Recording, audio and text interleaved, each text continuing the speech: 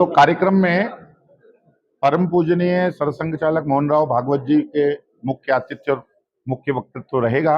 उसमें दो संत, प्रमुख संत राजस्थान के आने वाले हैं। उनमें से एक, वैसे तो दोनों ही मेवाड़ के हैं, सलेमाबाद स्थित जो हमारी पीठ है निम्बार्क पीठ, उसके निम्बार्काचार्य जी रहने वाले हैं।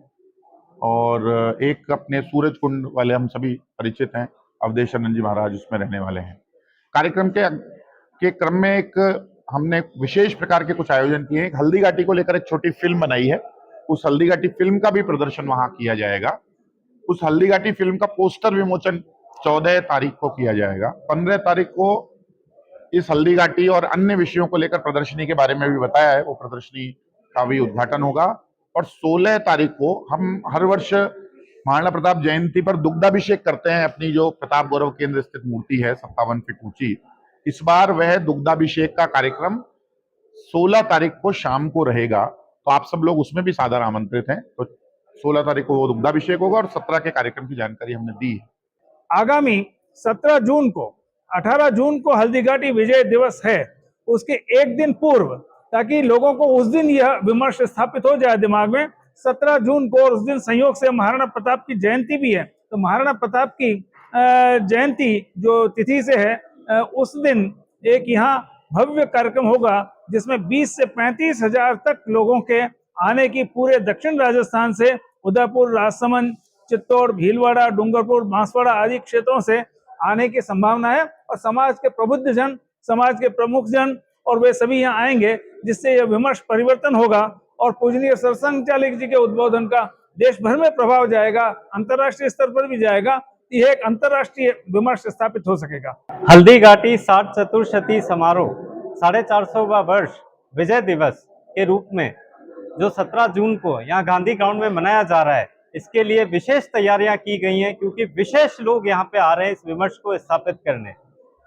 सबसे पहले मैं बताना चाहूंगा, 2 लाख वर्ग फुट से ज्यादा का एक टेंट, भव्य टेंट लगाया गया है, जिसके अंदर पंखे हैं, मिस्ट है, पेयजल की व्यवस्था है, सुचारू टॉयलेट्स की व्यवस्था है, हमारे शीतल पेय की व्यवस्था रहेगी। 2 लाख से ज्यादा हमने ये विमर्श को बताने के लिए और न्योता देने के लिए ये पत्रक बांटे हैं।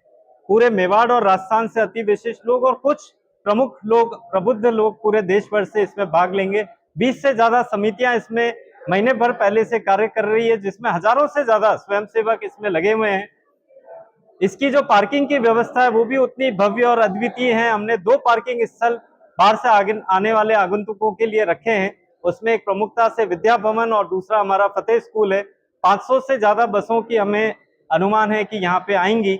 उनके आंतरिक जो व्यवस्था है लाने की इस भव्य स्थल पर, गांधी ग्राउंड पर, उसके लिए भी हमने इको सेंसिटिव जो अपनी व्हीकल्स होती हैं, प्रमुखता से वो लिए। अगर वो नहीं मिले तो फिर हम मिनी बसेस का प्रयोग करेंगे। सारे के सारे डॉक्टर्स की प्रमुखता से हमारे साथ टीम लगी हुई है जो चिकित्सा सेवाएं देंगी। वो भी करीब करीब 50 हमें एमबी हॉस्पिटल के डॉक्टर्स की लिस्ट आ चुकी है। इसके अलावा पत्रक वितरण, कार्ड वितरण। एक जो बात मैं और अवश्य कहना चाहूंगा कि जो एक 3 दिवसीय हमने जो एक प्रदर्शनी लगाई है, उसके अंदर पूरे उदयपुर, पूरे मेवाड़ वासी आमंत्रित हैं।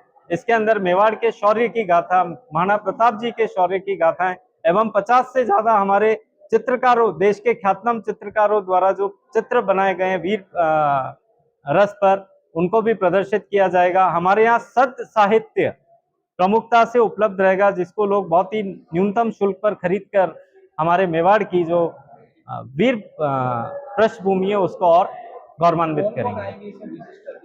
हमारे मुख्यतः हमारे जो मुख्य वक्ता हैं वो श्रीमान राष्ट्रीय स्वयंसेवक के सरसंघ चालक जी श्रीमान डॉक्टर मोहन राव जी भागवत रहेंगे।